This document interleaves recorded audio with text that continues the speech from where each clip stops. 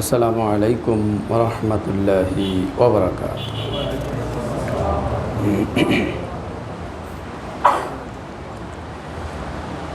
নাহমাদুহু ওয়া নাস্তাঈনুহু ওয়া নাস্তাগফিরুহু ওয়া নাউযু বিল্লাহি মিন শুরুরি আনফুসিনা ওয়া মিন সাইয়্যাতি আ'মালিনা। من يهد الله فلا مضل له ومن يضلل فلا هادي له ونشهد أن لا إله إلا الله وحده لا شريك له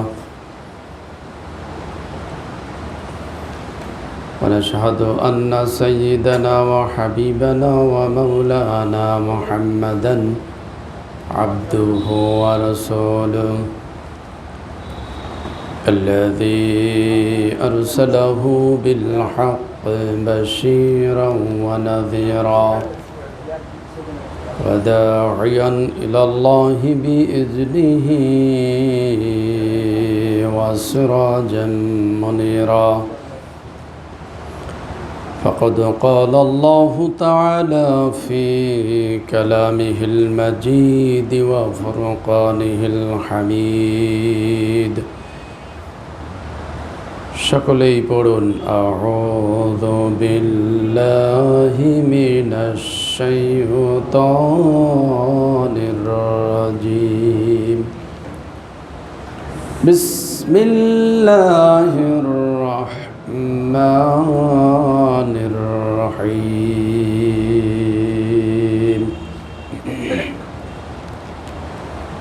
والذين كذبوا بآياتنا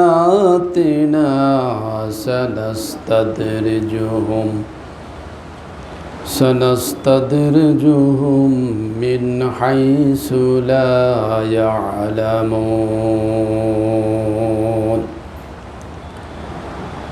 وقال تعالى مخبرا وآمرا إن الله وملائكته يصلون على النبي يا أيها الذين آمنوا صلوا عليه وسلموا تسليما. اللهم صل على محمد وعلى آل محمد كما صليت على إبراهيم وعلى آل إبراهيم إنك حميد مجيد. اللهم بارك على محمد وعلى آل محمد كما باركت على إبراهيم وعلى آل إبراهيم إنك حميد مجيد. আলহামদুলিল্লাহ রাব্বিল আলামিন ওয়া সালামুন আলাল মুরসালিন ওয়া সালামুন আলা মুহাম্মদ। প্রথমেই মহান মানিবের দরবারে শুকরগুজার আদায় করছি, যার একান্ত মেহরবানিতে আমরা সময় মতো মসজিদে এসেছি। মহান মানিব আমাদেরকে এখনও সুস্থ রেখে তার হুকুম পালন করার তৌফিক দান করেছেন।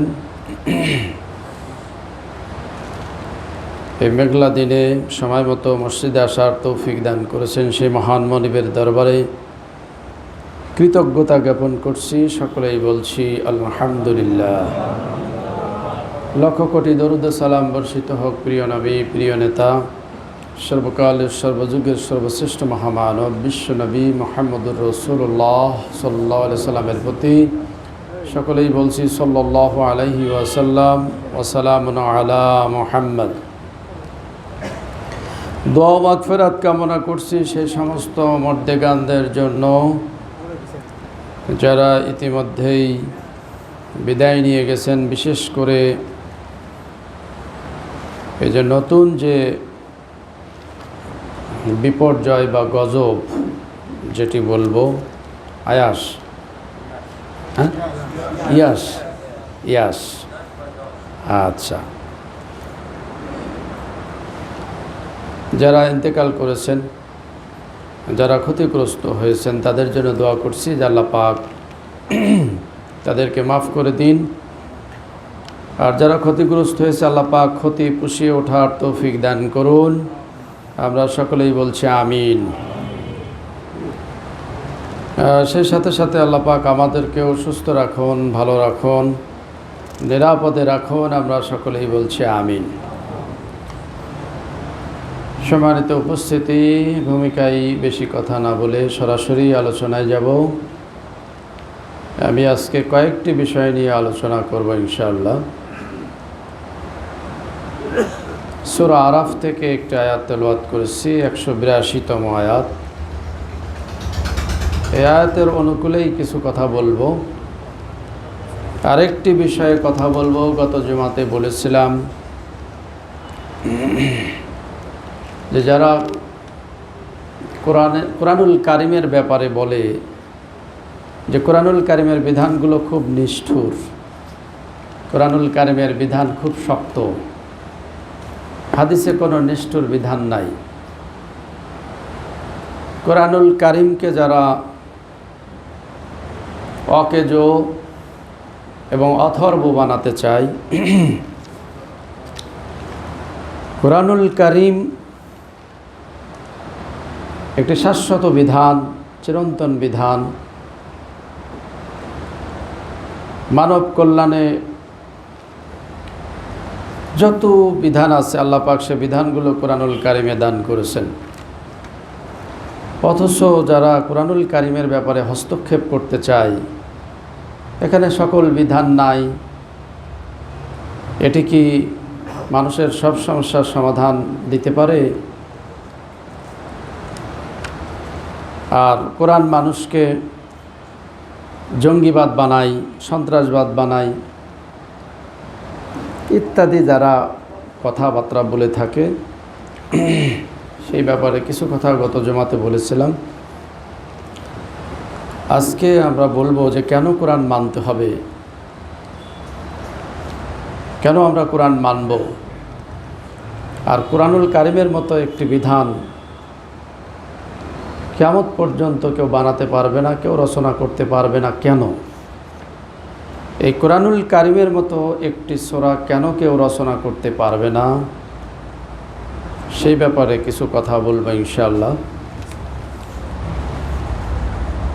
আর গত জমাতে বলেছিলাম যে শাওয়াল মাস, এই মাসে কিছু কথা বলা দরকার, কিন্তু সুযোগ হয়নি। আজকে একটু কথা বলবো ইনশাআল্লাহ।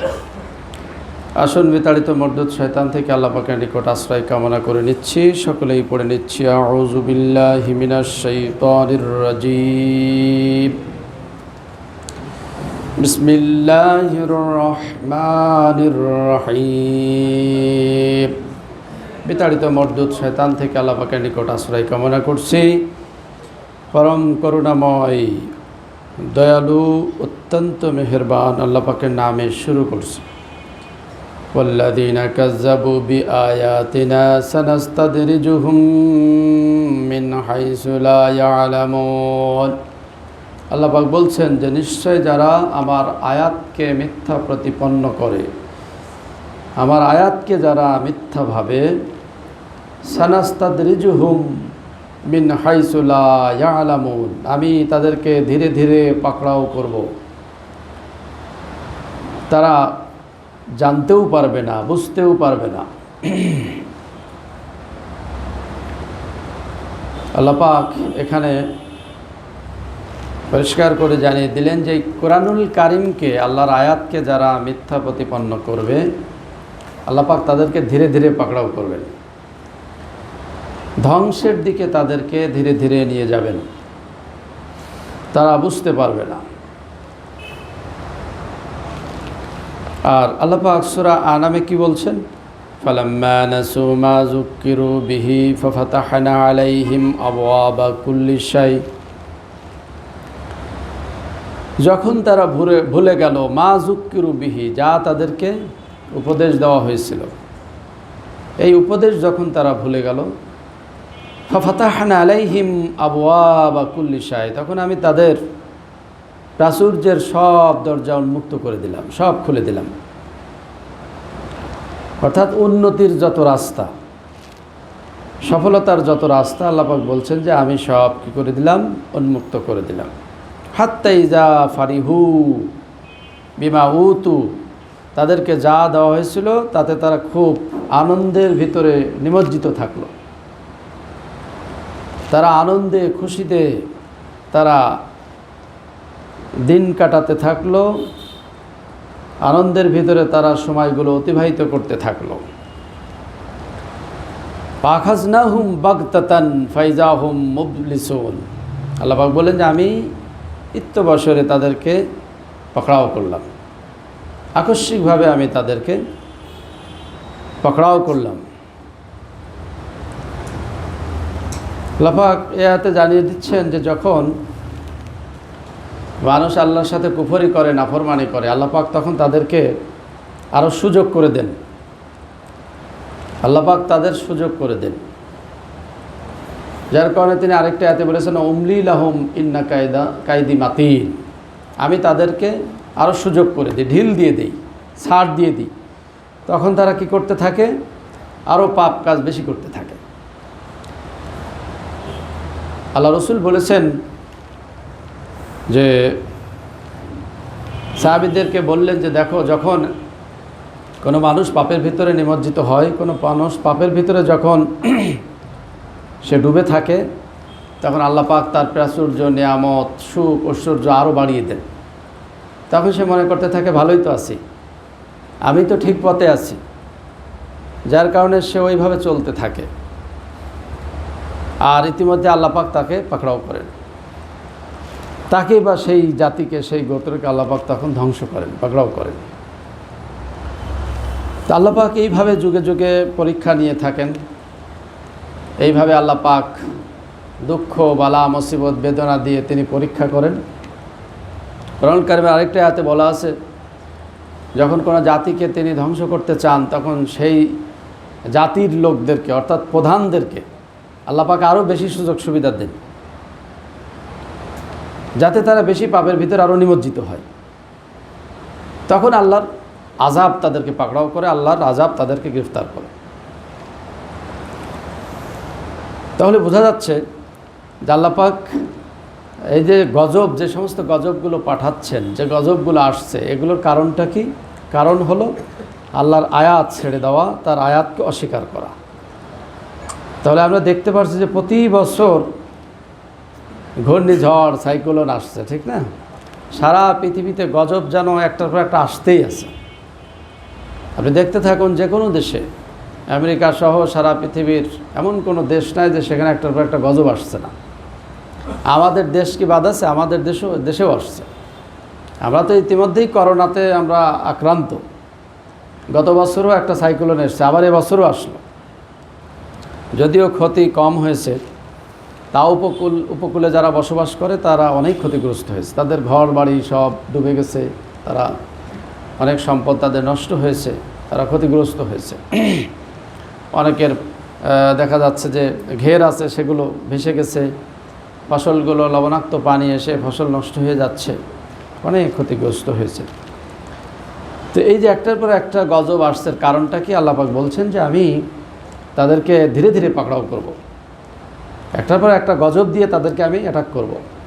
এর কারণ হলো আল্লাহর আয়াত অস্বীকার করা, আল্লাহর আয়াতকে মিথ্যা প্রতিপন্ন করা। তাহলে আমরা দেখছি যে সারা পৃথিবীতে এই কোরআনকে আজকে দেখেন, সেগুলো এই কোরআনকে ব্যর্থ করে দেওয়ার জন্য চেষ্টা চলছে। সারা পৃথিবীতে এই কোরআনের আইনকে একবারে নিষিদ্ধ করার জন্য গভীর ষড়যন্ত্র চলছে। এমনকি আমরা যারা ইমানদার দাবি করি, মুসলমান, এই মুসলিমদের মাঝেও দেখেন তারা বেশি চেষ্টা করছে। বিজাতিরা তারা তো করবেই, এটা তাদের নীতি। আল্লাহর বিধানকে নস্যাৎ করে দেওয়ার জন্য তারা গভীর পরিকল্পনা নিবেই, যুগে যুগে নিয়েছে, এখনও নিবে। কিন্তু আফসোস হলো যে মুসলমানরাই এর মানে বেশি অগ্রণী ভূমিকা পালন করছে, ঠিক না? এই কোরআনের আইনকে মিটিয়ে দেওয়ার জন্য, কোরআনের ধারক বাহকদেরকে শেষ করে দেওয়ার জন্য, সামাজিকভাবে তাদেরকে একবারে হেয় প্রতিপন্ন করার জন্য নানামুখী ষড়যন্ত্র আছে না নাই? নানামুখী ষড়যন্ত্র চলছে। কিভাবে কোরআনকে দেখা যাচ্ছে নস্যাৎ করা যায়, কোরআনের বাণীকে কিভাবে স্তব্ধ করে দেওয়া যায়, কিভাবে মানুষকে কোরআন থেকে দূরে সরিয়ে দেওয়া যায়, এই পরিকল্পনা আছে না নাই? গভীর ষড়যন্ত্র চলছে। তো এটা মুসলমানরা বেশি করছে, আমরা দেখতে পাচ্ছি এখন মুসলমানরা এটা বেশি করছে, যাতে কোনোভাবেই কোরআনের কথা যাতে মানুষ শুনতে না পারে, কোরআনের আইনগুলো যাতে সমাজে বাস্তবায়ন হতে না পারে, এই কোরআন দিয়ে যাতে সমাজ যাতে না চলতে পারে, সেই ধরনের পরিকল্পনা আছে না নাই? সব ধরনের পরিকল্পনা নিচ্ছে। তো এই জন্য আল্লাহ পাক বলেছেন, যারা এই কাজগুলো করবে আমি তাদেরকে ধীরে ধীরে পাকড়াও করব, তাদেরকে আমি আনন্দ দিব, সুখ দিব, তাদের সুখ ঐশ্বর্যের ভিতরে আমি তাদেরকে নিমজ্জিত রাখব। তারা মনে করবে আমরা তো ভালোই আছি, আমরাই সঠিক পথে আছি। আল্লাহ পাক জানিয়ে দিচ্ছেন যে এই যে ভালো, এই ভালো বেশি ভালো নয়, ঠিক না? এই ভালো বেশি দিন লাস্টিং করবে না। আল্লাহ পাক বলছেন যে আমি তাদেরকে অতি শীঘ্রই পাকড়াও করব, তাদেরকে ধরব এবং তাদের লেজ কেটে দেব। আল্লাহ পাক তাদের লেজ কেটে দিতে চেয়েছেন, তার মানে তাদেরকে নির্বংশ করতে চেয়েছেন।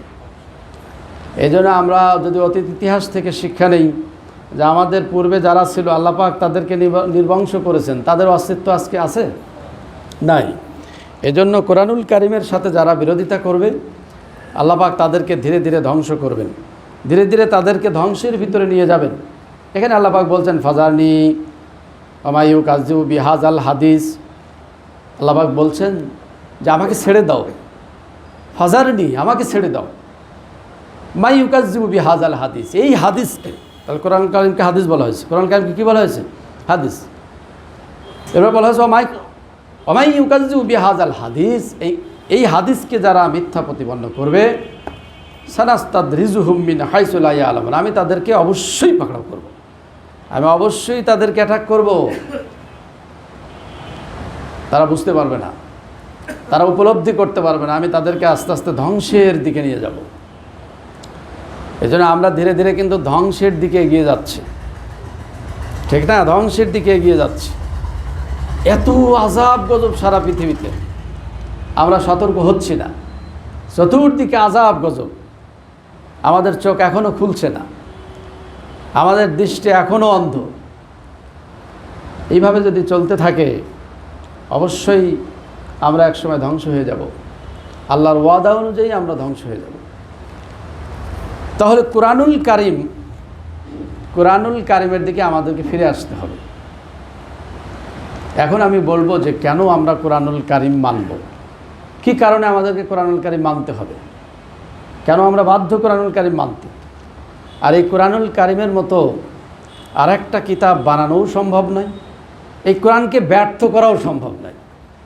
এ ওয়াদাকার, কোরআনকে ব্যর্থ করা যাবে না। পৃথিবীর মানুষ যতই চেষ্টা করুক এটাকে ব্যর্থ করতে পারবে না। এই জন্য আল্লাহ পাক বলছেন আমার আজলামু মিম্মান ইফতারা আলাল্লাহিল কাযিবা আও ইউদআ ইলাল ইসলাম। সূরা সফে আল্লাহ পাক বলেছেন ওই ব্যক্তির চেয়ে বড় জালেম আর কে হতে পারে যে আল্লাহর ব্যাপারে মিথ্যা আরোপ করে, আল্লাহর ব্যাপারে মিথ্যা আরোপ করে, মানে আল্লাহ যা বলেননি তা বলে, আল্লাহ যে বিধান দেননি সে বিধানগুলো সে চাপিয়ে দেয়, অথবা আল্লাহ যে বিধান দিয়েছেন সেগুলো অগ্রাহ্য করে। আল্লাহ পাক বলছেন সেই সবচেয়ে বড় জালেম, সেই সবচেয়ে বড় অত্যাচারী। এরপর আল্লাহ পাক বলছেন ইউরিদুনা লিইউতফিউ নূরাল্লাহি বিআফওয়াহিহিম ওয়াল্লাহু মুতিম্মু নূরিহি ওয়ালাউ কারিহাল কাফিরুন। আল্লাহ পাক বলছেন যে নিশ্চয়ই তিনি তার আলোকে তিনি প্রজ্বলিত করবেন, তার আলোকে তিনি কি করবেন? প্রজ্বলিত করবেন। ওয়ালাউ কারিহাল কাফিরুন, যদিও কাফেররা এত অসন্তুষ্ট হয়। তাহলে বোঝা যাচ্ছে যে এই কোরআনের আলোকেও নির্বাপিত করতে পারবে না। এই কোরআনুল কারিমের আলোকে আল্লাহ পাক কী করবেন? আরও প্রজ্বলিত করবেন, এটা আরও ফুলে ফুলে আল্লাহ পাক সাজিয়ে দিবেন। আমরা তাই দেখতে পাচ্ছি, যত মানুষ বিরোধিতা করছে কোরআন নিয়ে তত বেশি চর্চা হচ্ছে, এই কোরআন মানুষ তত অধ্যয়ন করছে, কোরআন নিয়ে তত গবেষণা করছে, এবং কোরআন যে সত্য কিতাব, এটা যে আল্লাহর পক্ষ থেকে সত্য ওহী, এটা আরও কী হচ্ছে? প্রমাণিত হচ্ছে। আপনারা অবাক হয়ে যাবেন যে কোরআনের প্রতিষ্ঠান সারা পৃথিবীতে হাজার হাজার প্রতিষ্ঠান আছে, তারা কোরআন নিয়ে গবেষণা করছে, কোরআন নিয়ে তারা কি করছে? রাত দিন এই কোরআন নিয়ে তারা চিন্তা ভাবনা করছে, যার কারণে কোরআনের প্রসারটা বেড়ে যাচ্ছে, ঠিক না? প্রসার বাড়ছে, এবং পৃথিবীর ইহুদি খ্রিস্টানরা আরও বেশি তারা ইসলামের দিকে আকৃষ্ট হচ্ছে, যেহেতু এটা যে সত্য এটা প্রমাণিত হচ্ছে। দিন যত যাচ্ছে বিরোধিতা তত বাড়ছে, কোরআনের সত্যতা তত কি হচ্ছে, প্রমাণিত হচ্ছে। তা আল্লাহ পাক বলছেন যে এই আলোকেও নির্বাপিত করতে পারবে না, তিনি এই আলোকে তিনি প্রজ্বলিত করবেন। পৃথিবীর কারোর ক্ষমতা নাই এটাকে নির্বাপিত করা, কারণ আল্লাহ পাক বলেছেন লা ইয়াতিহিল বাতিলু মিন বাইনি ইয়াদাইহি ওয়ালা মিন খালফিহি তানজিলুম মিন হাকিমিন হামিদ। আল্লাহ পাক বলছেন এই কোরআনুল কারিমের কেউ সামনে থেকে এবং পিছন থেকে কেউ ভুল ঢোকাতে পারবে না। কেউ ভুল ঢোকাতে ক্ষমতা আল্লাহ পাক কাউকে দেন নাই, সামনে থেকেও পারবে না, পিছন থেকেও পারবে না। এটি নাজিল হয়েছে বিশ্বজাহানের যিনি মালিক, প্রশংসিত মালিক, তার পক্ষ থেকে এটা নাজিল হয়েছে। এরপর আল্লাহ পাক বলছেন যে কোরআনুল কারিম আমি সাজিয়ে দিয়েছি। কিভাবে সাজিয়েছি? ওয়াতাম্মাত কালিমাতু রাব্বিকা সিদকা ওয়া আদলা লা মুবাদদিলা লিকালিমাতিহি ওয়া হুয়াস সামিউল আলিম। আল্লাহ পাক বলছেন তিনটি জিনিস দিয়ে আমি কোরআনকে পরিপূর্ণতা দান করেছি। এক নম্বর হলো সিদকা, এই কোরআনুল কারিমে যা বলা আছে সবই সত্য, সবই কি সত্য, নির্ভুল, এখানে কোনো ভুল নাই। এরপর আল্লাহ পাক বলছেন দ্বিতীয় নম্বর হলো আদলা, ইনসাফপূর্ণ, এখানে যত কথা আছে, যত বিধান আছে সবগুলো ইনসাফপূর্ণ, সেগুলো কি ইনসাফে পরিপূর্ণ। এখানে কোনো জুলুম নাই, কোনো অবিচার নাই, কোনো ধরনের বক্রতা নাই, কোনো ধরনের নিষ্ঠুরতা নাই, আছে? আল্লাহ পাক বলছেন সব ইনসাফপূর্ণ, আর আমরা বলছি নিষ্ঠুরতা আছে। তাহলে কোরআনুল কারিমে কোনো নিষ্ঠুরতা নাই। আল্লাহ পাক জানিয়ে দিচ্ছেন এখানে যা বলা আছে সব কি সত্য এবং ইনসাফপূর্ণ, এটাই ইনসাফপূর্ণ। এরপর আল্লাহ পাক বলছেন লা মুবাদদিলা লিকালিমাতিহি, লা মুবাদদিলা লিকালিমাতিহি, তার এই বাণীকে কেউ পরিবর্তন করতে পারবে? কেউ পরিবর্তন করতে পারবে না। একটা অক্ষর পরিবর্তন করার ক্ষমতা কারোর আছে? নাই। তাহলে যে কথা আমি বলতে চাচ্ছি, কেন আমরা কোরআনুল কারিমকে মানব, একটু খেয়াল করুন। কেন আমরা কোরআনুল কারিমকে মানব, কেন আমাদের মানতে হবে? এই কোরআনুল কারিমের যদি আপনারা এই গাঠনিক সৌন্দর্যটা দেখেন, তাহলে আপনারা আশ্চর্য হয়ে যাবেন, অবাক হয়ে যাবেন যে কীভাবে আল্লাহ পাক কোরআনুল কারিমটা সাজিয়েছেন। এই জন্য তিনি চ্যালেঞ্জ ছুড়ে দিলেন লা রাইবা ফি, এই কিতাবে কোনো ধরনের সন্দেহের অবকাশ নাই। এরপরে বললেন যে কি করো, কুল্লাইন ইসতামাতিল ইনসু ওয়াল জিন্নু আলা ইয়াতু বিমিসলি হাদাল কুরআন ওয়ালাউ কানা বা'দুহুম লিবা'দিন যাহিরা।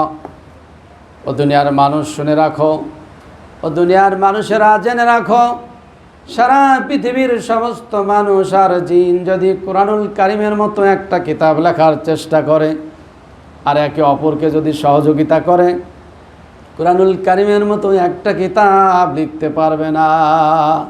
সুবহানাল্লাহ বলবেন না? আল্লাহ পাক বলেন এর মতো একটা কিতাব লিখতে সব মানুষ, সকল জিন একে অপরকে যদি সহযোগিতা করে, তাহলে কোরআনের মতো একটা কোরআন লিখতে পারবে না। কেন পারবে না? আমরা আসছি সামনে। এরপর আল্লাহ পাক চ্যালেঞ্জ ছুড়ে দিলেন যে কি করো, তোমরা তো পারবাই না, পারবাই না। এরপরেও যখন মানুষেরা বলল যে এটা মোহাম্মদ বানায়, মোহাম্মদের লেখা কিতাব, এটা আল্লাহর বাণী নয়, তখন আল্লাহ পাক বললেন যে ঠিক আছে, ফাতু বি আশারি সুয়ারি মিসলি, তাহলে এর অনুরূপ 10টা সূরা নিয়ে আসো, 10টা সূরা তোমরা নিয়ে আসো। পৃথিবীর মানুষ কি পেরেছে? বলেন পেরেছে? সর্বশেষ আল্লাহ পাক বললেন যে একটা সূরাই নিয়ে আসো তোমরা। কুল ইন কুনতুম ফি রাইবিম মিম্মা নাযালনা আলা আবদিনা ফাতু বিসূরাতিন মিন মিসলিহি ওয়াদউ শুহাদাকুম মিন দুনিল্লাহ। আল্লাহ পাক বললেন যে আমি আমার বান্দার প্রতি অর্থাৎ মুহাম্মদের উপরে যে কিতাব নাজিল করেছি, মুহাম্মদের উপর যে কিতাব আমি পাঠিয়েছি, এই কিতাবের ব্যাপারে যদি কোনো ধরনের সন্দেহ সংশয় তোমাদের মনে থাকে, তাহলে ফাতু বিসূরা, এই কোরআনুল কারিমের অনুরূপ একটা সূরা তোমরা নিয়ে আসো। কয়টা সূরা? একটা সূরা, ছোট্ট একটা সূরার মতো একটা সূরাই বানিয়ে নিয়ে আসো। পৃথিবীর মানুষ এই চ্যালেঞ্জ মোকাবেলা করতে পারেনি। এরপর আল্লাহ পাক বলেন ফাইল্লাম তাফআলু ওয়ালাং তাফআলু, ফাইল্লাম তাফআলু, তোমরা কিছুতেই পারবে না, ফাইল্লাম তাফআলু, তোমরা এটা পারো নাই, অর্থাৎ এই কোরআনের মতো একটা বাণী তৈরি করতে তোমরা পারো নাই। নবী জাহাদ জাহাদের থেকে ব্যবহার করা হয়েছে। তাহলে কোরআনুল কারীমের অনুরূপ তোমরা একটা সূরা রচনা করতে পারো না, ব্যর্থ হয়েছে তারা। এরপর আল্লাহ পাক বলেন ফাইল্লাম তাফআলু ওয়া লাং তাফআলু, লাং দিয়ে এটা লাম তাক, এটা নফি তাকিদ বলানের সিগা আল্লাহ পাক ব্যবহার করলে, যারা আলেম আলেমা আছে তারা জানেন ভবিষ্যৎকালে দৃঢ় নাবাচক ক্রিয়া আল্লাহ ব্যবহার করেছেন। তার মানে কিছুতেই পারবে না, কখনোই তোমরা এই কোরআনুল কারীমের মতো একটা সূরা তৈরি করতে পারবে না। আল্লাহ পাক বললেন তো পারো নাই, মাজির সিগা ব্যবহার করলেন, অর্থাৎ নফি জাহাদ এটা মাজির অর্থ দেয় যে তোমরা কোরআনুল কারীমের অনুরূপ সূরা রচনা করতে পারো নাই। এরপরে আবার ভবিষ্যৎকালে দৃঢ় নাবাচক ক্রিয়া ব্যবহার করে বললেন কিছুতেই, ভবিষ্যতেও তোমরা কিছুতেই পারবে না। অতএব ফাত্তাকুন নারাল্লাতী ওয়াকুদুহান নাস, অতএব কি করো, সেই আগুনকে ভয় করো যার ইন্ধন হবে, জ্বালানি হবে মানুষ আর পাথর। তাহলে বোঝা যাচ্ছে যে আল্লাহ পাক চ্যালেঞ্জ ছুড়ে দিয়েছেন পৃথিবীবাসীর নিকট যে কোরআনুল কারীমের অনুরূপ একটা সূরাও কেউ তৈরি করতে সক্ষম হবে না, কেউ পারবে না। এখন কেন পারবে না একটু দেখেন তো, কেন পারবে না? আমরা সূরা ইখলাস, ছোট্ট একটা সূরার এখানে গাঠনিক সৌন্দর্যটা আমরা একটু দেখি। দেখেন তো, একটু ছোট্ট সূরা, আপনাদের সবার মুখস্থ আছে না নাই?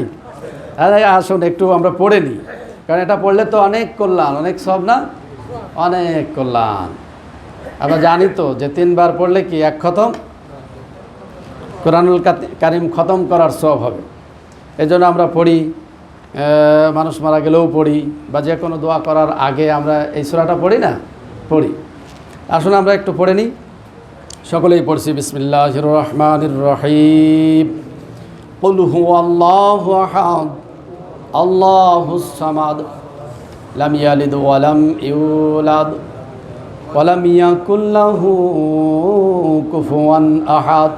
আরে ছোট্ট একটি সূরা, কি সুন্দর সূরা না? আল্লাহ পাক বলছেন কুল, ও মুহাম্মদ বলো, আল্লাহু আহাদ, আল্লাহ এক, একক, আল্লাহুস সামাদ, আল্লাহ বেনিয়াজ অমুখাপেক্ষী, লাম ইয়ালিদ, তিনি কাউকে জন্ম দেন নাই, ওয়ালাম ইউলাদ, কারোর থেকে তিনি জন্ম নেন নাই, অর্থাৎ জন্মগ্রহণ কারোর থেকে তিনি করেন নাই, ওয়ালাম ইয়াকুল লাহু কুফুয়ান আহাদ, আর তার সমকক্ষ কেউ। ছোট্ট একটা 4 আয়াতের সূরা। দেখেন তার গাঠনিক সৌন্দর্যটা একটু দেখেন। একটা দেখেন জের আছে এই সূরাতে, একটা জের। কটা জের?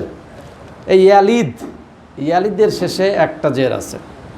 এই একটা জের দিয়ে আল্লাহ এটা ডিভাইডেড করেছেন, আগের অংশ পরের অংশ, এটা কী করা হয়েছে?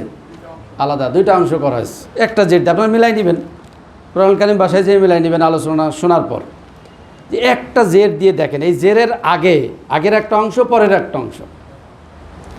আগের অংশ দেখেন তো, একবারে যদি আপনি এই জেড থেকে যদি একটা একটা করে অক্ষর গোনা শুরু করেন, একবারে শুরু পর্যন্ত হবে হলো 23টা অক্ষর। কয়টি অক্ষর? 23টি অক্ষর হবে। এখনই যদি কেউ দেখতে চান দেখে নেন, 23টা অক্ষর হবে। আবার যদি শেষে একটা একটা করে গোনা শুরু করেন, একবার শেষ পর্যন্ত যে 23টা অক্ষর হবে। মাঝে একটা জের দিয়ে আল্লাহ পাক এটা কি করেছেন? 2টা ভাগ করেছেন। তাহলে দেখেন আল্লাহ যে একক, তিনি কিভাবে এই সূরা দিয়ে বোঝাতে চাচ্ছেন। আপনারা জানেন, যারা সায়েন্সের ছাত্র আছে তারা তো জানেন যে মানুষের যে জন্মের প্রক্রিয়াটা, এই মানুষ যে জন্মগ্রহণ করে এই প্রক্রিয়ায় কয়টা লাগে, কয় জোড়া লাগে? 23 জোড়া, ঠিক না? 23 জোড়া। কয়টা লাগে? সেক্স ক্রোমোজোম আর হলো অটোজোম। সেক্স ক্রোমোজোম আর অটোজোম। তাহলে সেক্স ক্রোমোজোম 1 জোড়া আর অটোজোম হলো 22 জোড়া। তাহলে 22 কত? 44। আর এই যে 2 2 4, তাহলে কত হয়? না, এলে 2 জোড়া, তাহলে 46। তাহলে আপনারা জানেন যে মানুষের যে জন্মের প্রক্রিয়া শুরু হয়, তাহলে সেক্স ক্রোমোজোম, মেয়েদের থাকে 2টা ক্রোমোজোম থাকে, XX থাকে, আর ছেলেদের থাকে কি? XY থাকে। ছেলেদের থাকে XY। তাহলে একটা ওভাম যখন আসে তাতে 2টা থাকে ক্রোমোজোম, 2টা X থাকে। আর যখন শুক্রকীট আসে, পুরুষের যখন স্পার্ম আসে, তার ভিতরে কি থাকে? Y আর X থাকে। এই 2টা থেকে 2টা মিলিত হয়। দুইটাই নারীর, দুইটাই আসে না। তাহলে নারীর যে দুইটা আসে তার থেকে একটা আসবে, একটা এক্স আসবে, আর ছেলের যে এক্স ওয়াই থাকে একটা আসবে, যে কোনো হয় এক্স আসবে অথবা ওয়াই আসবে। এই দুইটার মিলন হয়ে কি হবে? সন্তান হবে।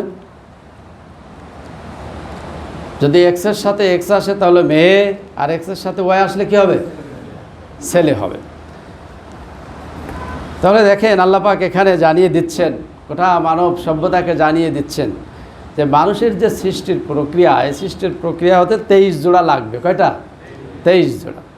সেক্স ক্রোমোজোম 1 জোড়া, আর অটোজোম কি, যেটা শরীর গঠন করে, শরীর গঠন করে, এটা হলো 22 জোড়া। এছাড়া কোনো সৃষ্টির, মানুষের সৃষ্টির প্রক্রিয়া হবে না, মানুষ সৃষ্টি শুরু হবে না, সূচনাই হবে না। তাহলে আল্লাহ পাক জানিয়ে দিচ্ছেন এই সূরার মাধ্যমে, ছোট্ট একটা সূরার মাধ্যমে, দেখো তোমাদের যে সৃষ্টির প্রক্রিয়া তার থেকে সম্পূর্ণ ব্যতিক্রম আল্লাহ। আল্লাহ কি সম্পূর্ণ? তিনি এক একক, তিনি কারোর থেকে জন্ম নেননি এবং তিনিও কাউকে জন্ম, তাহলে জন্ম দিতে হলে যে এই সিস্টেম লাগবে, এই সিস্টেম ছাড়া জন্ম হবে না। তা আল্লাহ পাক মানব সভ্যতাকে জানিয়ে দিচ্ছেন এই ছোট্ট একটা সূরার মাঝে ইয়ালিদ, এই যে ইয়ালিদের মাধ্যমে, লাম ইয়ালিদ, তিনি কারোর থেকে জন্ম নেননি এবং কাউকে জন্ম দেননি। এবার দেখেন কি সুন্দর, দেখেন এই লাম ইয়ালিদের আগে যদি আপনি একটা একটা করে শব্দ গুনতে থাকেন তাহলে শব্দ হবে 7টা। কয়টা? আপনি গণন, কুল একটা, হুয়া একটা, আল্লাহ একটা, আহাদ একটা, এরপর আবার আল্লাহ একটা, সমাদ, লাম, এই পর্যন্ত 7টা শব্দ আছে। আবার এই যে লিদের পরে, এই লিদের পরে, ইয়ালিদের পরেও দেখবেন যে 7টা শব্দ আছে। তাহলে এদিকেও 7টা, এদিকেও 7টা। তাহলে এই যে 7-এর যে গাঠনিক যে একটা সৌন্দর্য, আল্লাহ পাক এর মাধ্যমে জানিয়ে দিচ্ছেন যে একটা মানুষের সৃষ্টির সূচনা হতে 7টা প্রক্রিয়া লাগে। কয়টা? আল্লাহ পাক সেটা জানিয়ে দিয়েছেন সূরা মুমিনুন 18 পারাতে আল্লাহ পাক জানিয়ে দিলেন যে মানুষ কিভাবে সৃষ্টি হয়। শোনো কিভাবে আল্লাহ পাক মানুষকে সৃষ্টি করেন। আল্লাহ পাক বলছেন, ওয়ালাকাদ খালাকনাল ইনসানা মিন সুলালাতিন মিন তিন, অবশ্যই আমি মানুষকে সৃষ্টি করেছি মাটির সার নির্যাস থেকে। তাহলে প্রথম নম্বর হলো মাটি। প্রথম কি? মাটি।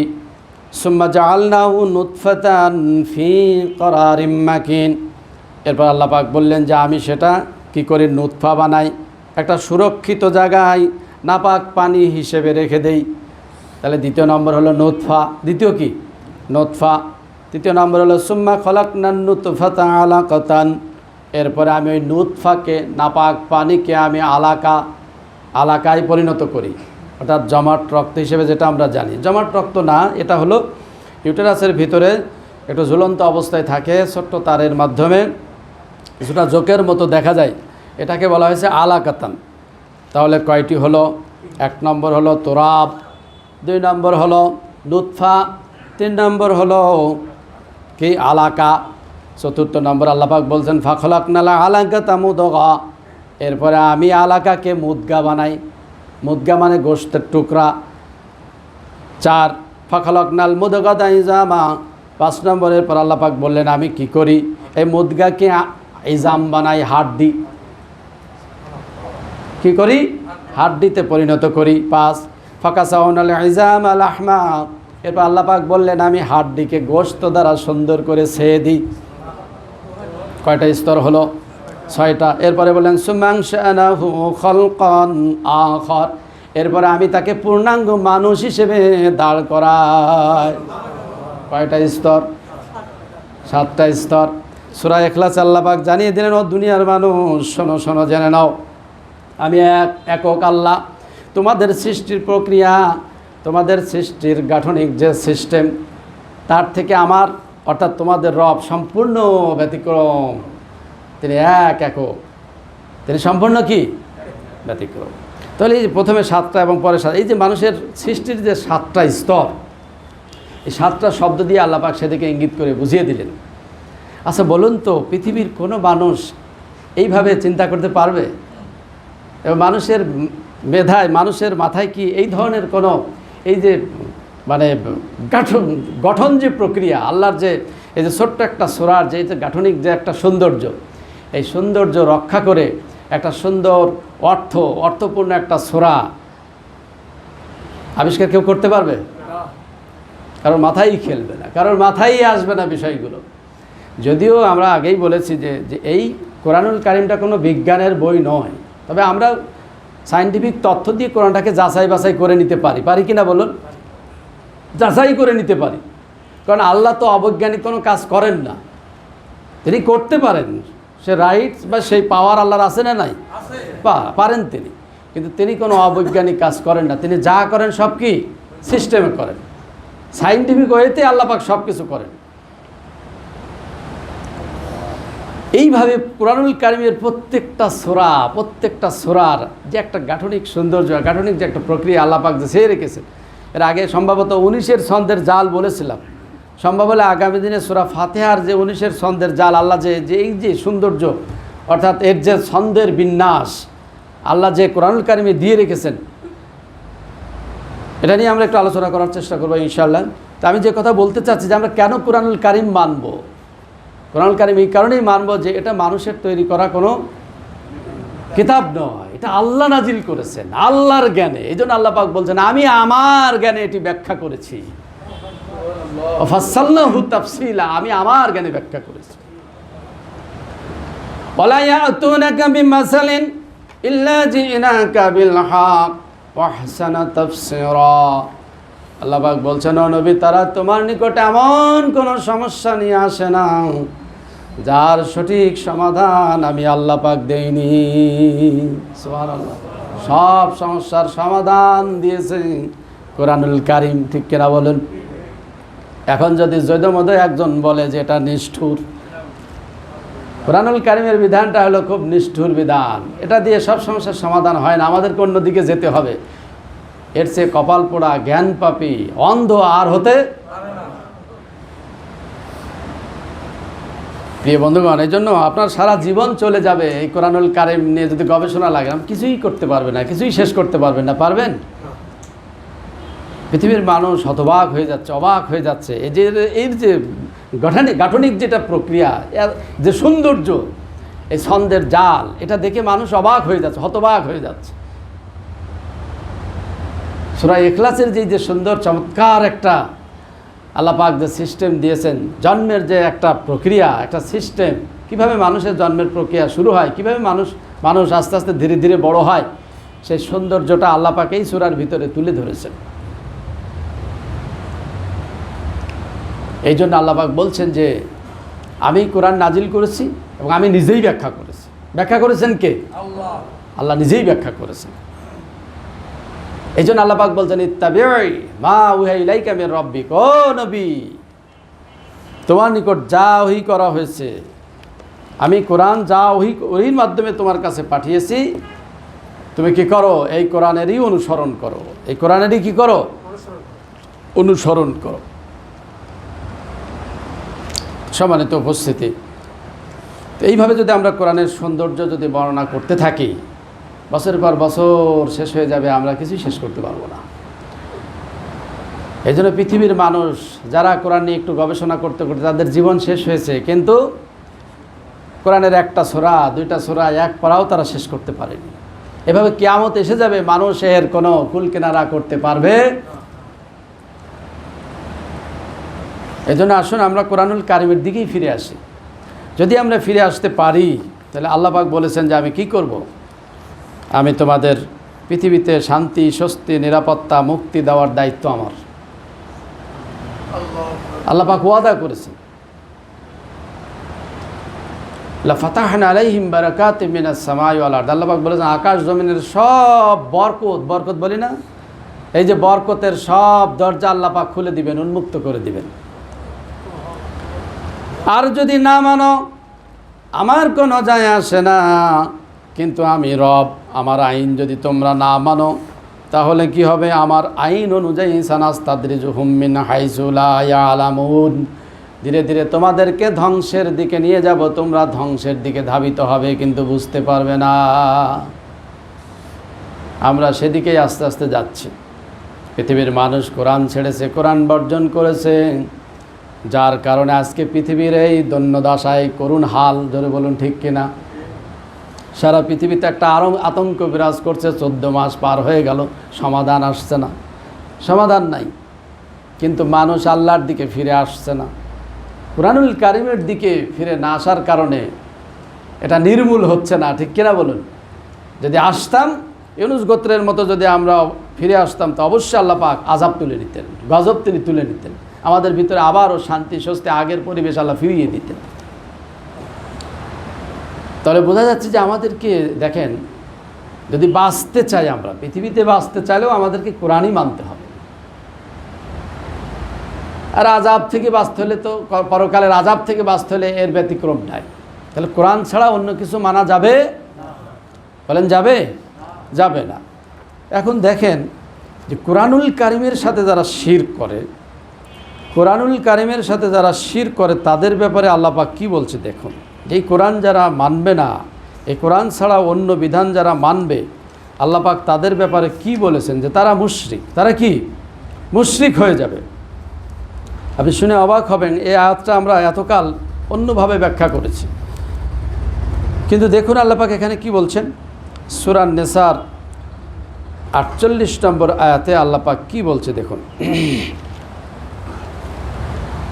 ইন্নাল্লাহা লা ইয়াগফিরু আইয়ুশরাকা বিহি ওয়া ইয়াগফিরু মা দুনা যালিকা লিমান ইয়াশা। আল্লাহ পাক বলছেন, নিশ্চয় আল্লাহ ক্ষমা করেন না আইয়ুশরাকা বিহি, যে ব্যক্তি শিরক করে, বিহি, যে ব্যক্তি শিরক করে, বিহি। এখন বিহির অর্থটা কী হবে পরে আসছে। ওয়া ইয়াগফিরু মা দুনা যালিকা লিমান ইয়াশা, এছাড়া আল্লাহ অন্য গুনাহ যাকে চান তাকে তিনি ক্ষমা করে দেন। ওমা ইউশরিক বিল্লাহি ফাকাদ ইফতারা ইসমান আযীমা। এরপর আল্লাহ পাক বলছেন, যে ব্যক্তি আল্লাহর সাথে শিরক করবে, ফাকাদ ইফতারা ইসমান আযীমা, সে তো এক মহা অপরাধ করলো, আল্লাহর ব্যাপারে মহা মিথ্যা আরোপ করলো। তাহলে এই আয়াতটা শিরকের ব্যাপারে বলা হচ্ছে। কিসের ব্যাপারে? শিরকের ব্যাপারে। আমরা জানি, আলোচনাও করি যে আল্লাহর সাথে যারা শিরক করবে, আল্লাহর বেটাবেটি যারা বানাবে, এরপরে আল্লাহর সাথে যারা শরীক করবে, আল্লাহ পাক তাদের অপরাধ কখনো ক্ষমা করবেন না। এছাড়া তিনি যা খুশি অন্য গুনাহ তিনি ক্ষমা করতে পারেন। আচ্ছা দেখুন তো, এই আয়াতের আগের আয়াতটাতে কি বলা হয়েছে? এই যে এই বিহি দিয়ে কি আল্লাহকে বোঝানো হলো না কোরআনকে বোঝানো হলো?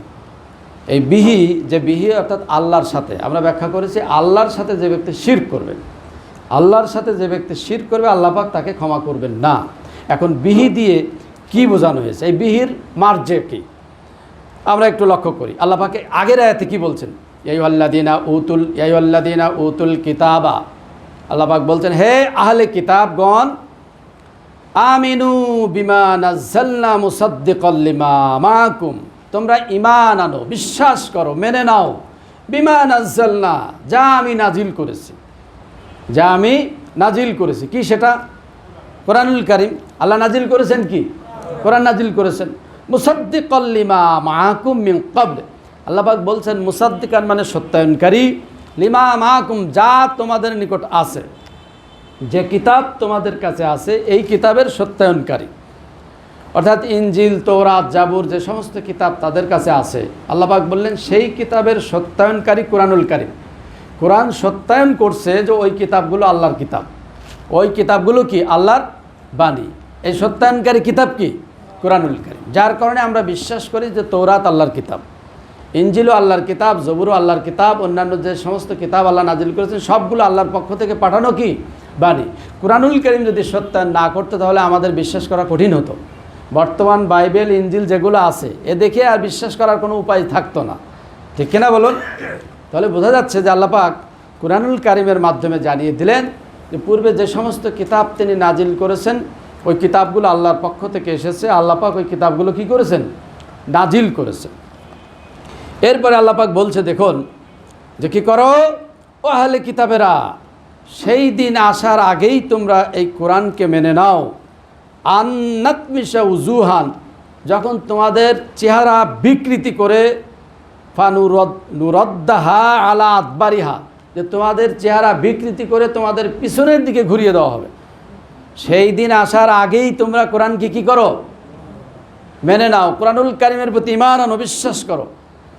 আও নালআনাহুম কামা লাআন্না সাবা সাবতে, অথবা ওই যে শনিবারের দিবসকে যারা মাছ শিকার করত, সীমালঙ্ঘন করেছিল শনিবারের ব্যাপারে, আল্লাহ পাক তাদেরকে যেভাবে লানত করেছিলেন ওইভাবে তোমাদেরকেও লানত করার আগেই তোমরা কি করো, এই কোরআনুল কারিমকে মেনে নাও, বিশ্বাস করো।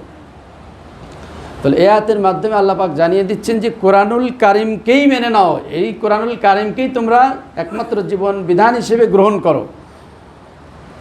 ওয়াকানা আমরুল্লাহি মাফউলা, আর আল্লাহ পাক তিনি যা কিছু আদেশ করেন সেগুলো হয়েই থাকে। এরপরে বলছেন ইন্নাল্লাহ লা ইয়াগফিরু আইয়ুশরাকা বিহি, নিশ্চয় আল্লাহ অর্থাৎ এই কিতাবের সাথে যারা শিরক করে, এই কিতাবের সাথে যারা শিরক করে আল্লাহ তাদের অপরাধ ক্ষমা। যেহেতু এই আয়াতের আগের আয়াতে কি বলা হচ্ছে, কিতাবের কথা বলা হচ্ছে, এই আগের আয়াতে আল্লাহ পাক কিতাবের কথাই বলছেন এবং আহলে কিতাবদেরকে বলা হয়েছে এই কিতাবের প্রতি তোমরা ঈমান আনো, এই কিতাবকেই বিশ্বাস করে, এই কিতাবকেই তোমরা মেনে নাও। এরপরে বলা হচ্ছে যে যারা আল্লাহর সাথে শরিক করে, অর্থাৎ বিহি, এই বিহি দিয়ে বললে যে যারা আল্লাহর এই কিতাবের সাথে যারা শরিক করে আল্লাহ পাক তাদের অপরাধ কি করবেন না। তাহলে কোরআন বাদ দিয়ে কোরআনের মতো আর একটা কিতাব যদি কেউ গ্রহণ করে, এই আল্লাহর আইনের সাথে যদি কেউ শরিক স্থাপন করে, আল্লাহ পাক তাকে কোশ্চিন কালেও কি করবেন না। তাহলে কোরআন ছাড়া আর মানার কি কোনো সুযোগ আছে বলেন? অন্য কিছু মানার সুযোগ আছে? তাহলে কোরআনুল কারিম ছাড়া অন্য কিছু মানার সুযোগ নাই। বলবেন তাহলে আমরা চলবো কি করে? হ্যাঁ, কোরআনুল কারিমের বিধানটা আল্লাহ যা নাজিল করেছে সেটা ব্যাখ্যা করার জন্য আপনি আরেকটু অতিরিক্ত করতে পারেন, রাসূল সেটা করেছেন। যার কারণে আমরা বলছি যে কোরআনুল কারিমের সম্পূরক হতে হবে। আপনি যেটা বর্ণনা করছেন সেটা কোরআনুল কারিমের সম্পূরক অথবা কী হওয়া লাগবে, অতিরিক্ত হতে পারে। কোরআনুল কারিমের সম্পূরক হতে হবে। কোরআনুল কারিমের সম্পূর্ণ বিপরীত যদি হয় তাহলে সেটা কি কোরআনের সাথে সাংঘর্ষিক হবে, সেটা আল্লাহর বিধান নয়। রাসূল সে বিধান দিতেও পারেন না, রাসূলের দেওয়ার এখতিয়ারও ছিল না। ছিল কি বলেন? তাহলে কোরআন বাদ দিয়ে যারা অন্য কোনো পথ মত যারা গ্রহণ করবে তারা আল্লাহর সাথে শিরক করবে। আল্লাহর সাথে কি করবে? শিরক। আল্লাহর বিধানের সাথে শিরক করা হলো তাদের। আর আল্লাহ পাক বলেছেন তাদেরকে তিনি কখনোই ক্ষমা করবেন না। এরপর আরেকটা আয়াতে সে একই কথা বলা হচ্ছে, সূরা 100, এই সূরারই 116 নম্বর আয়াতে যদি যান সেখানেও বলা হয়েছে যে ইন্নাল্লাহা লা ইয়াগফিরু আইয়ুশরাকা বিহি ওয়া ইয়াগফিরু মা দুনা যালিকা লিমান ইয়াশা। ওরও আগে পিছের আয়াতগুলো আপনারা পড়ে দেখবেন, সেখানেও কিতাবের কথাই বলা হচ্ছে। তাহলে এই কিতাবের প্রতি আমাদের ঈমান আনতে হবে, এই কিতাবের প্রতি আমাদের বিশ্বাস করতে হবে। এই কিতাব ছাড়া অন্য কোনো কিতাবে বিশ্বাস করা যাবে না। সেটা এখন যে কিতাবই আপনি বলেন না কেন, যে কিতাবই বলেন, আমি সরাসরি নাম নিচ্ছি না, নাম নিলে অনেকের আবার অ্যালার্জি বেড়ে যেতে পারে। যে কিতাবই হোক না কেন, যদি কোরআনুল কারিমের সাথে সাংঘর্ষিক হয়, কোরআনুল কারিমের বিপরীত যদি হয়, আর সেই বিধানটা যদি কেউ মেনে চলে, আল্লাহ পাক বললেন সেটা আল্লাহর সাথে শিরক হয়ে যাবে। কি হবে? আর এই শিরকের গুনাহ তিনি ক্ষমা করবেন না। বিষয়টা ক্লিয়ার হয়েছে? এই জন্য আমি যে কথা বলে শুরু করেছিলাম যে সম্মানিত উপস্থিতি, কেন আমরা কোরআনুল কারিম মানব, কেন আমাদেরকে কোরআনুল কারিমের বিধানই মানতে হবে।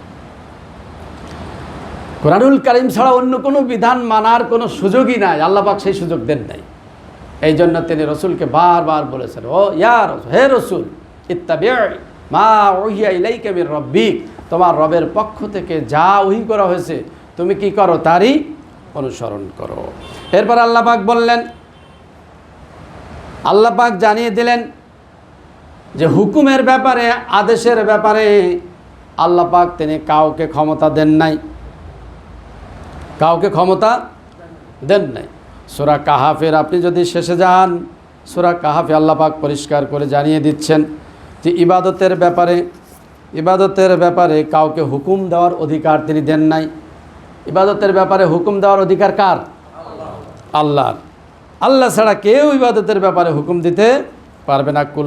কুল্লাউ কানাল, আল্লাহ পাক জানিয়ে দিচ্ছেন, কুল্লাউ কানাল বাহরু মিদাদান লিকালিমাতি রাব্বি লানাফিদাল বাহরু ক্বাবলা আন তানফাদা কালিমাতু রাব্বি ওয়ালাউ জিনা বিমিসলিহি মাদাদা। আল্লাহ পাক জানিয়ে দিলেন, রাসূল তুমি জানিয়ে দাও, এই কোরআনুল কারীম লেখার জন্য যদি পৃথিবীর সমস্ত সাগরের পানিগুলো যদি কালি হয়ে যায়, আর আল্লাহর কথা যদি, আল্লাহর কালাম যদি লেখা শুরু হয়ে যায়, আল্লাহ পাক বললেন মা তানফাদা কালিমাতু রাব্বি, আল্লাহর কালাম লেখা শেষ হওয়ার আগেই সব শেষ হয়ে যাবে, কিন্তু আল্লাহর কালাম লেখা শেষ করা সম্ভব হবে না। বললাম জিনা বিমিসলি মাদাদা, অনুরূপ যদি আবার যদি কালি দিয়ে দেওয়া হয়, তা দিয়ে যদি আল্লাহর এই কোরআনুল কারিমের ব্যাখ্যা গবেষণা যদি করা হয়, ব্যাখ্যা যদি লেখা হয়, এর কথা যদি লেখা হয়, অর্থাৎ আল্লাহর কথা যদি লেখা হয়, কথা লিখে শেষ করা।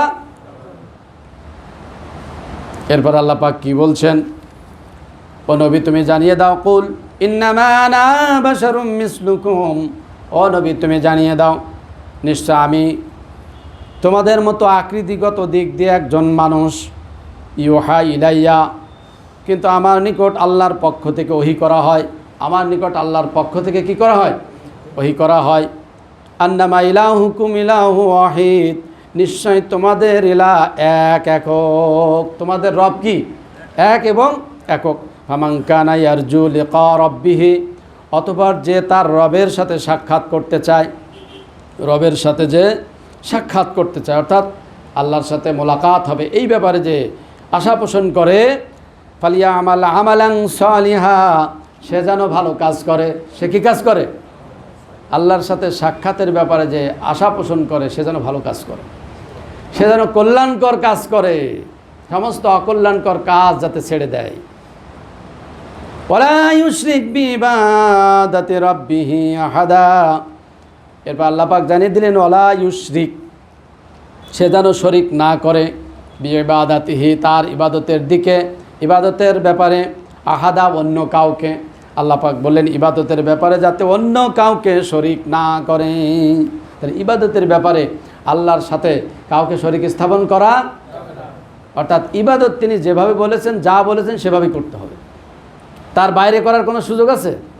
বলেন কোনো সুযোগ আছে? নাই। এরপর আল্লাহ পাক এই সূরারই আরেকটা আয়াতে বললেন যে ওয়ালা ইউশরিকু ফি হুকমিহি আহাদা, আল্লাহ পাক বললেন তার হুকুমের ব্যাপারে, অর্থাৎ আদেশ দেওয়ার ব্যাপারে তিনি কাউকে শরিক করেন নাই, আদেশ দেওয়ার ব্যাপারে কাউকে শরিক করেন নাই।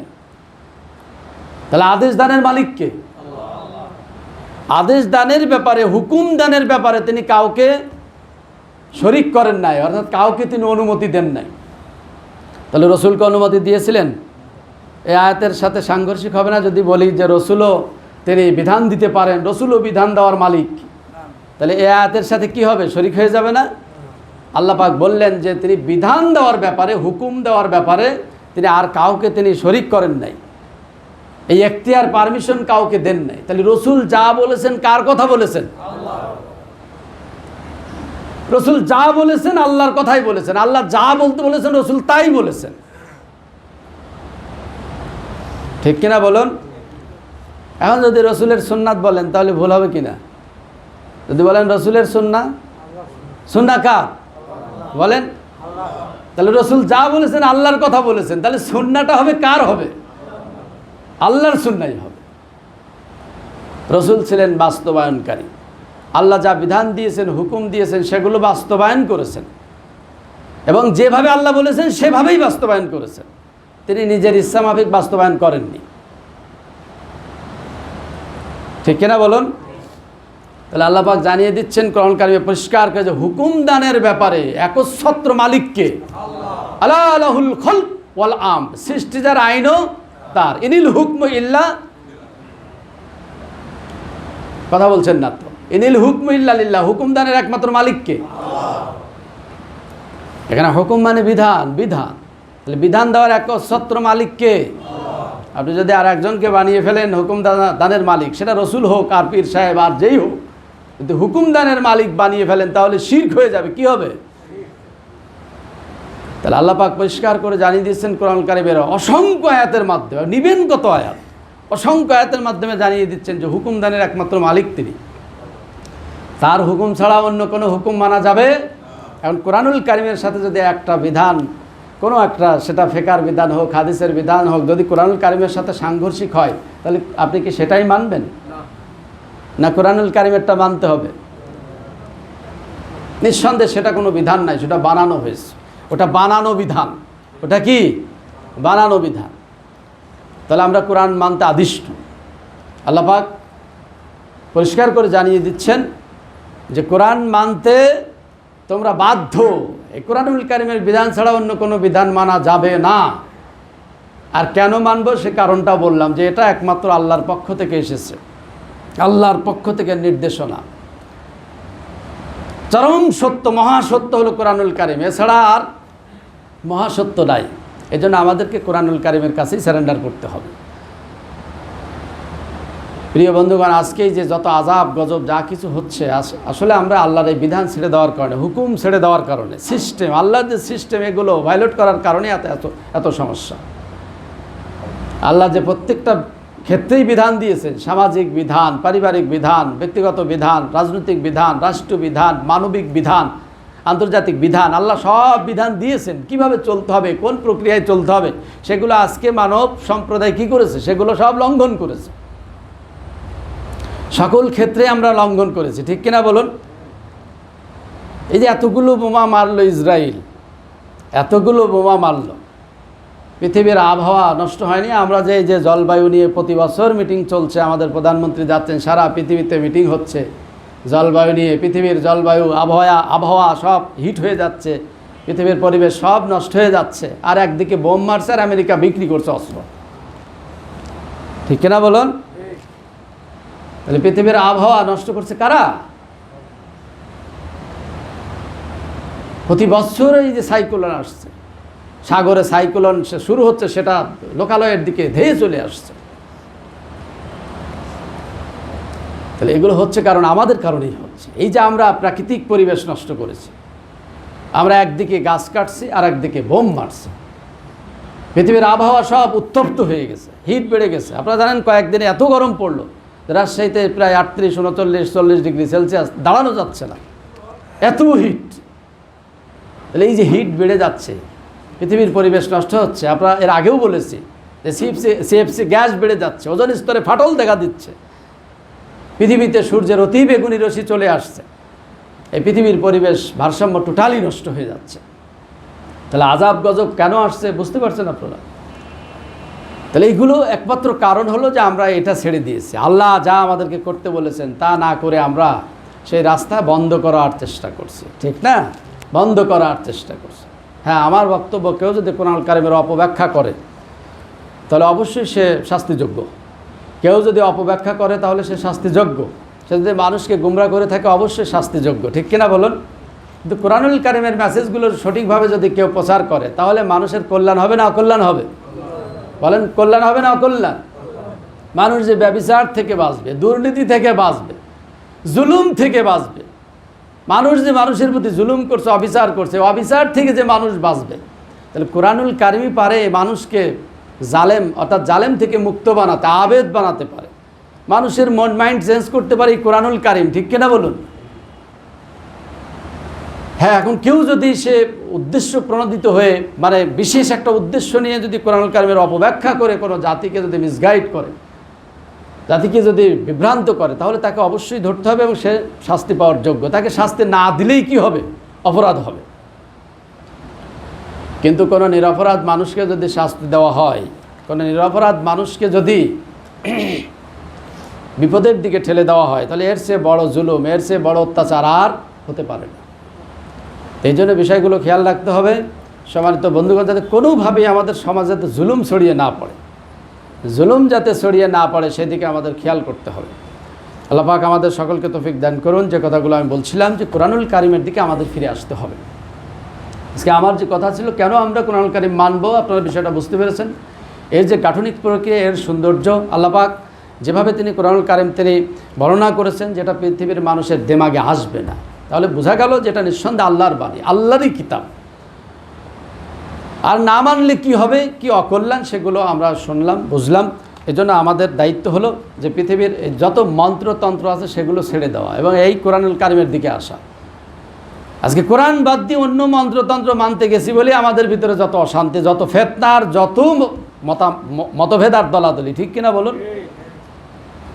তাহলে দলাদলি হয়েছে আমাদের বেতের সালাত 1 রাকাত না 3 রাকাত নিয়ে দলাদলি হয়েছে। এই নিয়ে মারামারি, এই নিয়ে ফতোয়াবাজি, হাত বুকে বাঁধা না নাভির নিচে বাঁধা নিয়ে দলাদলি, ঠিক না? দলাদলি, এই নিয়ে দলাদলি করেন না, এ নিয়ে দলাদলি করা যাবে না। কারণ কোরআনুল কারিমে বলা নাই হাত আপনি বুকে বাঁধবেন। হ্যাঁ বলা আছে, এতটুকু ইশারা ইঙ্গিত দেওয়া আছে, ইশারা ইঙ্গিত দেওয়া আছে যে হাত মুসা আলাইহিস সালাম কীভাবে বেঁধেছিলেন সেই ইশারা দেওয়া আছে কোরআনুল কারিমে। এই জন্য হাত যদি আপনি নাভির উপরে বাঁধেন সেটাও হবে, আরেকটু উপরে বাঁধলেও হবে, আরেকটু উপরে বাঁধলেও হবে, বুকের উপর বাঁধলেও হবে। তাহলে এটা ইসলামের কোনো মৌলিক বিষয় না। মৌলিক বিষয় আপনাকে সালাত আদায় করতে হবে, আপনাকে কিয়াম করতে হবে, রুকু করতে হবে, সেজদায় লুটিয়ে পড়তে হবে। একটা মানুষ যদি কিয়াম করে, রুকু করে, সেজদায় যদি লুটিয়ে পড়ে তার সালাত হয়ে যাবে। এগুলো ফরজ, আল্লাহ ফরজ করেছেন। এই জন্য আমাদের সমাজে যত দলাদলি, কে কি বলেছে, কে কি বলেছে, এই বলা নিয়ে দলাদলি, ঠিক কিনা বলুন? কে বললো বুকের পর হাত বাঁধো, কে বললো নাভির নিচে হাত বাঁধো, কে হাতের ব্যাখ্যা দিলে এই পর্যন্ত, কে এই পর্যন্ত, এই মানুষের মত নিয়ে যত সব বিভেদ, যত সব দলাদলি। এখন আমিন জোরে বলতে হবে না আস্তে বলতে হবে? আমিন কি কোরআনুল কারিমে আছে? বলেন তো, আমিন কি কোরআনুল কারিমে সূরার শেষে সরাসরি বলা আছে?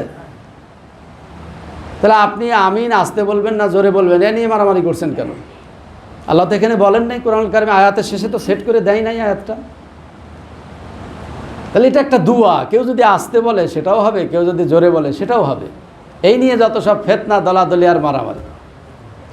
এই জন্য আসুন কোরআনুল কারিমের দিকে আসুন। কোরআনুল কারিম যদি আমরা বুঝি, এখানে আল্লাহ পাক বিধানগুলো সব পরিষ্কার করে, তাহলে আর কোনো মারামারি থাকবে না, ফিতনা থাকবে না, দলাদলি থাকবে না। মহান আল্লাহ পাক আমাদের সকলকে তৌফিক দান করুন। এর জন্য আরও আমরা আদিষ্ট কোরআনুল কারিম মানতে মহান আল্লাহ আমাদের সকলকে তৌফিক দান করুন। আমরা যাতে আমাদের জীবনের সকল ক্ষেত্রে আমরা কোরআনুল কারিমের বিধান মেনে আল্লাহর সন্তুষ্ট অর্জন করতে পারি। ওমা তৌফিক ইল্লা বিল্লাহ। আসসালামু আলাইকুম ওয়া রাহমাতুল্লাহ।